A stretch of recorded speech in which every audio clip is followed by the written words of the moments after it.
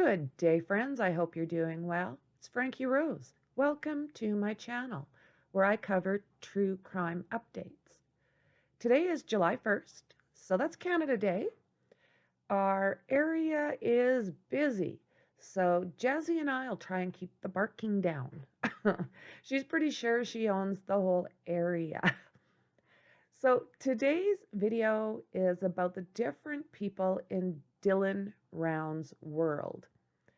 It seems to me that it's more like the Wild West out there than a desert based on my research of the area anyways. Montello, Nevada and Lucin, Utah are our main two locations. Lucin is an old ghost town, so basically not much of a population.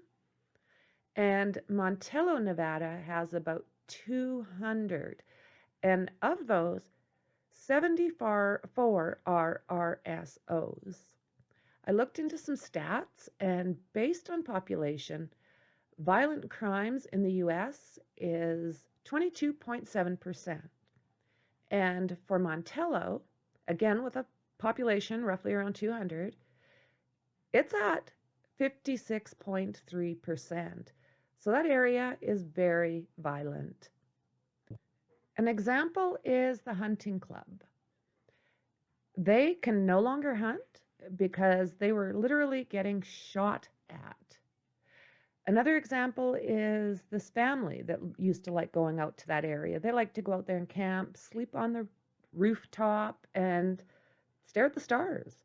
But they had to stop because they said men with guns started showing up in the middle of the night. Those are only a couple of the different examples. I've been told that they police the area on their own. The police are over an hour away, and the area is very troubled with a massive meth problem, and it's full of people who are staying away from civilization for some reason. So let's get into this. Chase Menstrua is 41 years old right now. And he's the fellow we'll talk about first. Dylan told his grandma that he was nervous about an encounter he had with a man asking for a ride, and that he had turned this man down. As it turned out, he did give this man a ride. He described the man as bloody, no shoes, and beat up. And there he was in the middle of the desert. That man was identified as Chase Menstrua. He was later spotted in Montello, and there are reports that he got a ride out to Dylan's trailer. Dylan has not been seen since then. His pickup truck was left untouched. His belongings have been left behind, and no signs of forced entry. There was a Facebook post, and that post said that his wallet and phone are missing. So if that's the case, there's been no reports on either one of them as far as having activity. His family made it clear that he seems to be happy working on the farms, and that he isn't a party animal or likely to just disappear without contact. Foul play is suspected in this case. Searches are being conducted, and hopefully there will be a good outcome. So that same day, that same Saturday, where there's reports of Chase being dropped off, he was later seen on camera about 200 miles away. I think it was later in the evening at a Little Caesar's Pizza. So a little bit of information about Chase. Back in 2014, he holed himself up in a house to avoid jail, and he was only facing misdemeanor charges.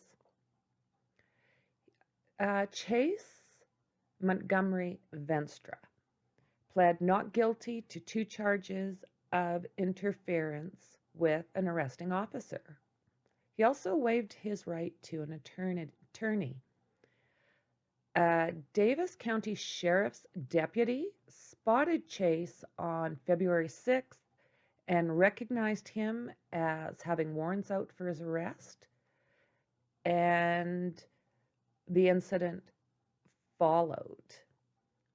So while out on patrol near 3000 West 1400 North in Clinton, according to Chief Bill Chilson of the Clinton Police Department, he said Venstra did not respond to officers' attempts to contact him after he went into the house.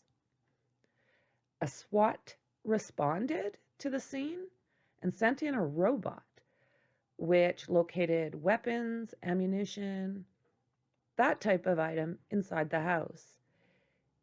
He said that the robot searched the house room by room and totally cleared the main floor without finding him. He was eventually located. He was hiding in the attic. So it says here, Chase Montgomery Venstra was booked in Weber County, Utah, November 19th, 2014. Date of birth, 5/25, 1981, 6'1", 210 pounds, blue eyes, brown hair. He has a missing tooth, top left side. Chase also has a history of harming animals, and these records are available. Actually, his record is extensive. There's lots of thefts, shoplifting. One thing about that area is the fact that they seem to deal with thieves on their own. Being the police are over an hour away, when Dylan first ran into him in the desert, Chase, as I was saying, was bloody and barefoot. Some are saying that that's the way these situations are dealt with out there. Can you imagine? So I guess making the fact that finding Dylan's boots out there makes things a little bit more uncomfortable. So Chase is in the Hooskow right now on those outstanding warrants. So another fellow, now this guy, oh my God, Scott C. Wadsworth. Now this family, we'll talk about this guy first. So that makes him 53 today, and he is in jail, and you're going to be grateful. Inmate Scott C. Wadsworth is currently incarcerated in Utah Department of Corrections, located in South Minuteman Drive in Draper, Utah. Scott was in jail at the time of this disappearance, so he is not a suspect, but it's just going to give you an idea of what type of people live in this no man's land. So Scott C. Wadsworth was sexually exploiting a teenage girl, had been ordered by a judge to reimburse the victim $13,000 in lost wages she lost when depression caused by the offense led to problems at work and a reduction in her hours. In a 5-0 ruling handed down, the court said the version of the state's Crime Victims Restitution Act, in effect at the time of this crime, he was ordered to reimburse this teen to make up for lost income. According to court documents, Scott Wadsworth met his victim, who was at the time 14, in an online chat room in July 2003. And the two chatted online and talked on the phone. The then 34-year-old sent the girl pornographic images, and once went to her home where sex happened. This is what the documents say, anyways. Wadsworth was charged in late 2003 with 26 offenses involving his contact with teen, and later pled guilty under a plea deal to 3 charges: sexual exploitation of a minor, unlawful sexual activity with a minor, and enticing a minor over the internet. He fled before his April 2005 sentencing and was literally caught 4 years, July 2009. And he was sentenced in 3rd District Court 6 months later, 1 to 15 years in prison. At a restitution hearing in 2010, his victim testified that the crime, as well as the reminder of what had happened, caused her deep depression. The act was amended in 2016, and restitution for lost income resulting from this offense no longer restricted to cases involving bodily injury. I got tongue-tied. The Supreme Court's opinion was governed by previous versions of the act. So this is 2009 conviction. Unlawful sexual activity with a minor, 3rd-degree felony. Enticing a minor, Class A misdemeanor. And it gives a description: 53, date of birth 1968-08, 29, eye color blue, hair color blonde, 5'8", 155 pounds. He has marks on his cheek and a mole on his left. I don't know what it means, but it says his face is discolored. So, Scott, inmate 165129, Department of Corrections, Draper, Utah. Yeah, I did a little bit some other searches, and I was surprised to see he's on a government watch list. Very interesting, right? So what have we got going here? 2004, same charges. We've got another brother, Troy, and I don't have a lot on him right now, but he is the fellow that was heard on No Thanks channel in the background when an interview was being done with the owner of the Saddle Sore Saloon. Kurt Wadsworth is the brother that the rumor mill says Dylan Rounds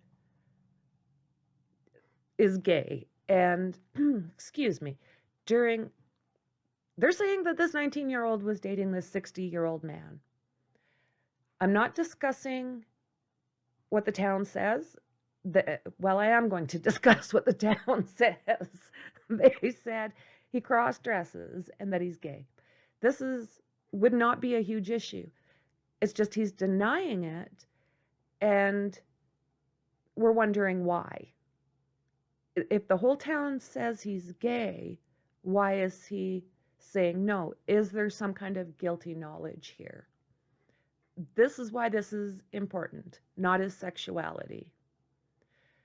So he is being looked at pretty hard by, I'm sure law does have what they need or are gathering what they need. But as far as the public, I think we're going to have to wait and see what happens with time. He cannot be eliminated but you don't want to accuse anybody who has done nothing, right? What I find disturbing is the age difference. I would find that in a heterosexual couple as well.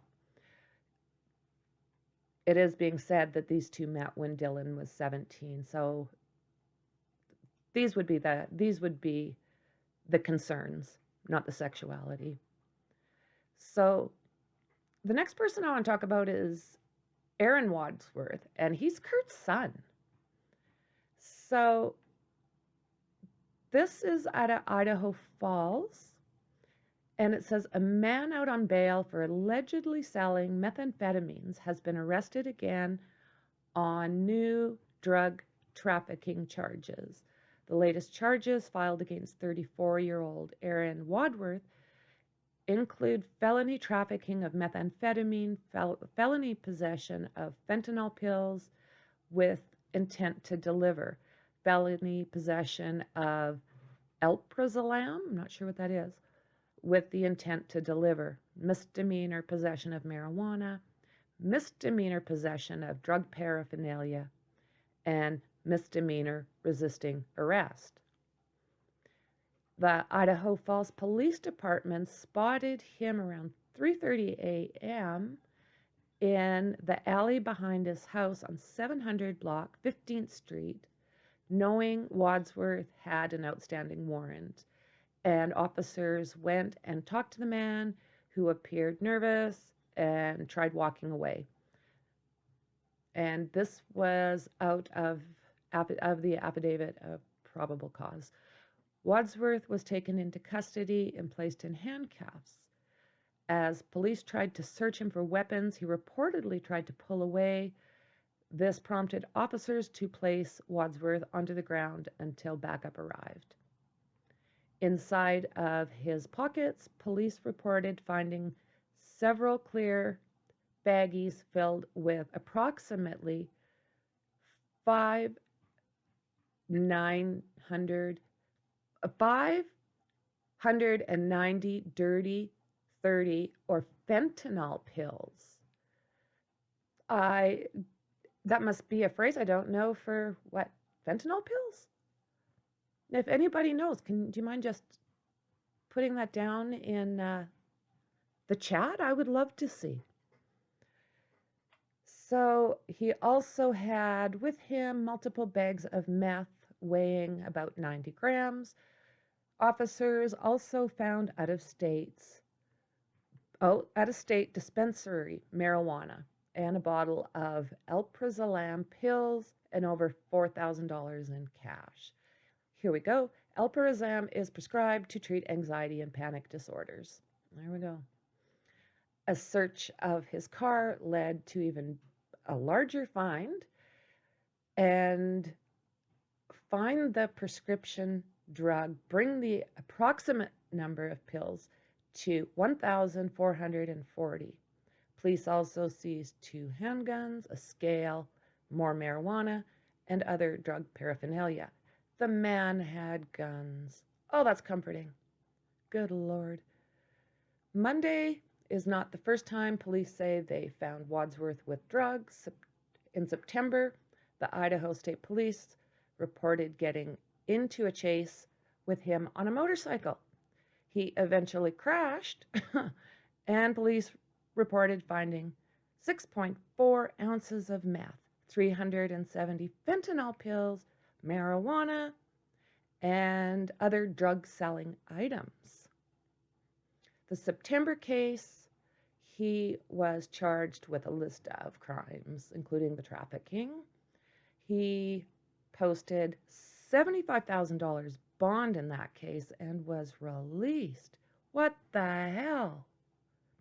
The Bonneville County Jail now lists Wadsworth's total bail on his cases $1,135,000. Although he is accused of crimes, it does not necessarily mean he committed them until proven guilty. Wow, hey? So, yeah, he's got quite the record. I am not quite sure when this article was put out. I'm not finding a date. So I'm not going to say 100% that this is new. So he can be found on Google very easily if you want to learn more about this fellow. So, Jamesbrenner was just arrested. Court documents show charges against Dylan's neighbor. 59-year-old James Brenner was with one count of possessing a firearm while being a felon. The complaint was filed on Wednesday in the U.S. District Court in Salt Lake City and does not make any mention of Brenner being a person of interest or suspect in Dylan's disappearance. The complaint read that the shelter for the grain truck was on land where Brenner was squatting in a trailer, and that the two had known each other. Yes, he's Jim, right? A search warrant was executed by the FBI on June 16th at Brenner's trailer. They found ammunition, ignition caps, black powder, and all of this is associated with a muzzle loader firearm. The FBI interviewed a friend of Brenner's on June 20th who explained that after Dylan disappeared, the Brenners showed up with 3 black powder firearms and asked DH is what they're calling him, but I do believe we're talking about Don, the other part-time worker, right? I think it almost seems like they almost helped each other out there. There's a lot of different people that have been mentioned that this person worked on this farm, this person worked on that farm. So yes, it seems very likely that this is accurate. So when DH asked why, he was told that he needed to do this for his own safety, and that the last time he had trouble with the law, they took everything from him, and he did not want the things he had left to be taken again. Now, this was FBI Special Agent Jeremiah Folk. Now, this is, I think, who the complaint was set by. It doesn't explain that very much. So, the warrant against 59-year-old James Brenner is for possessing a firearm as a felon and was filed past Wednesday in the U.S. District Court. This isn't the first time that he has faced charges like that. He was sentenced in 2012 to 33 months in prison for being a felon in possession of a firearm. He has another felony conviction on his record. The arrest warrant indicates that he was squatting in a trailer about 5 miles from Dylan's property.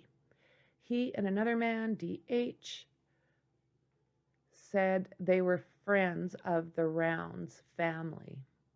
The Box Elder County Sheriff's Office interviewed him on June 7th during the search for Dylan. According to the court documents, 9 days later, indicate the Sheriff's Office and FBI executed a search warrant on his trailer, on Jim's.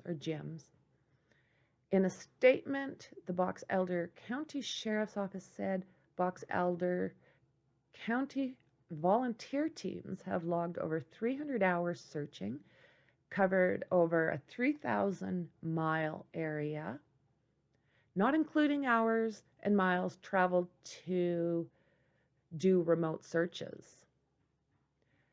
The Sheriff's Office has also been searching around the clock, weekdays and weekends. So far, detectives have spent over 650 hours investigating this case. These numbers continue to increase daily and do not include the time and resources contributed by assisting law enforcement agencies and search teams. In the meantime, Dylan Round's parents are asking anyone with any information to come forward and have offered a very high reward. His mother said, "We need to have something. We need a direction. Even you don't think if even if you don't think it's important, the smallest little piece of something could be all we need. Please tell us." This poor family, right? So there's P.I. James Terry. Now, he's been a controversial subject when it comes to this case.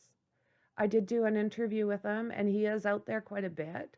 So if you're curious on his take, feel free to watch him on No Thanks gets him. Tyler Feller gets him quite often.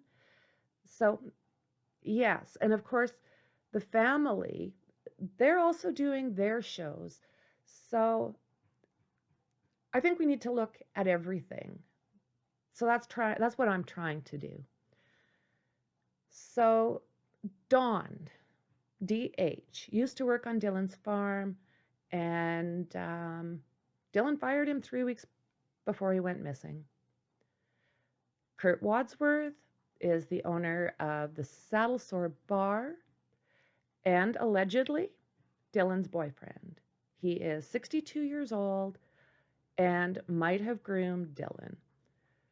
Originally said that the barefoot man chased Menstrua alongside another man. Oh, that's right. He made a phone call to police and said that Chase and another man were holding Dylan hostage. That was the 31st of last month. And Kurt has some of his equipment stored out at Dylan's farm, being that he had worked for Dylan in the past. Troy Wadsworth, let's see, he's Kurt's brother, 60 years old, with previous stalking and kidnapping convictions. He's the guy that is said to have had the scratches on his arms. Now, this was also discussed by Dylan's dad, Justin. He did see these scratches. So he is saying that they came from an ATV accident, but we're also hearing that the ATV accident happened after. So that's Troy. Chase, the guy that Dylan found barefoot, allegedly an arch enemy of Kurt Wadsworth, said that he's the one that was accused of holding Dylan against his will in Montello. And both Chase and his son said to look into Dylan's boyfriend. Jay is Troy's best friend. PI got a call from a woman who is a social worker who was involved with women who got abducted by one of Kurt's family members. 2 of them were held for 4 months in a storage shed where they were assaulted and were told to remove their shoes. The social worker was then working with an elderly man named Jay, who was said to be an RSO. So let's see, in Elko, elderly man in Elko, where she had to check on. Okay, let's go back. In Elko, where she had to check on for elder abuse. She talked to him. He was old but lucid, All he talked about was the family of Kurt and Troy and Dylan. He thinks Dylan may have met the same fate as these previously mentioned women. My goodness. I'm getting tongue-tied. I was skipping like an old record. So I do want to say again, please do your own research and make your own conclusions. I am just letting out what I have seen and read myself. So I just do want to say, like, I'm not trying to sway anybody. I'm just putting out what I'm finding. There are many, as we were saying, SOs in that area. There's also reports of a vigilante group that monitors the area and is said to be known by the sheriff. Now, this was kind of confirmed when Kurt gave an interview the other day. He said, no, we're not vigilante group. We just drive around at night. So, yeah, I don't know. They say they're policing their own areas. Other people call it vigilante, like the people who have been shot at. Kurt Wadsworth, Troy Wadsworth might be tied to these groups. That's what's being said. Comments have been made that these groups patrol at night to keep outsiders and thieves away. So one thing that they're saying is that they're suspecting meth labs out there. So they think that's why they're being patrolled. Again, speculation. This whole video, speculation alert. When we're getting to my opinions, I'm just reading. Yeah. Oh, this is the case. I tell you what. You almost don't want to say the wrong thing. Like, who's going to get offended? I don't want to offend anybody. Okay, reports of the vigilante group. So, Jim the PI is saying that perhaps because he helped chase, that maybe there was some backlash from this vigilante group. So let's see. He also worked on the Aidan Clune case for a while, but it sounds like there was a hiccup there. So I just want to say, obviously, Dylan's sexuality plays no role, but if he was indeed attached to Kirk and he was getting groomed, this does play an important role of the dynamics and gives a little bit more insight into what may have happened. So, Adrian Clune, there are a couple other missing people, and there's some similarities. It does not mean that they were absolutely related, but they're similar. So, Adrian Clune is a 19-year-old who was last seen on April 27th, around 50 miles south of Wells, Nevada, which is around 100 miles away from Dylan's area. Aidan allegedly suffered a mental health crisis and was last known to have driven out into the desert. His vehicle was found abandoned and his tracks were eventually lost. During the tracking process, it was noticed that Aidan had been taking off his shoes, running part of the time. It was almost like he was removing his shoes and walk across the road barefoot and then put his shoes back on. Very strange. Another character in that area. Okay, a Montello man, accused of strangling his girlfriend, was arrested early this morning on an attempted murder charge. Okay, I am not positive when this was put out. But again, this is just an example of what grows out there. Richard Allen Lotshaw, 58, was arrested at 4:04 a.m. by Elko County Sheriff's Deputy Adrian Brensel on charges of attempted murder, coercion, and domestic violence. His bail was set at $58,132. He was called out to the home at 2:10 a.m. and the wife was met outside. Oh, sorry, no. Adrian is a lady. She was met outside by the victim, Pearl Erickson, 50. Erickson asked that he be taken. The cop asked to be quiet and asked if she had backup and Brensel's report. Brensel was called to Lotshaw's Montello home at 2:10 a.m. She was met outside by the alleged victim, Pearl Erickson, 50. Erickson asked Brensel to be quiet and asked if she had backup, according to Brensel's report. My eyes are going crossed. Sorry, guys. Erickson told Brensel and Lotshaw was asleep, but if he came to, there may be a problem. So she did call for backup and saw Erickson had injuries to her face and head. Erickson told the cop, though, when she arrived home, he asked her to come to dinner, and after she refused, he strangled her and threatened to kill her. Again, yes, that's what's out there. That location has, like that area there, right around Montello, 7,954 nearby mines.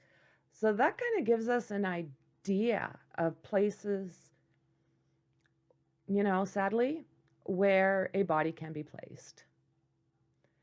So it's been great having you guys here. I appreciate you as always.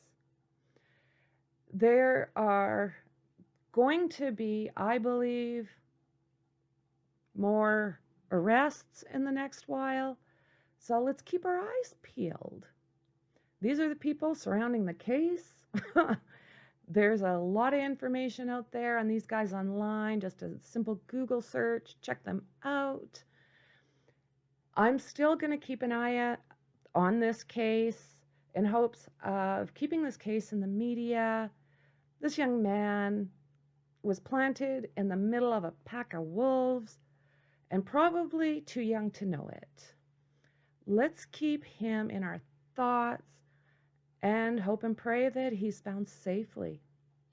So yeah, friends, again, thank you. I do appreciate you. And if you get some time before you head out, hit that share, that bell, subscribe, the routine. Oh, that thumbs up. Yes, yes. So anyways, cheers, friends. I appreciate you, and I will see you in the next one. Bye.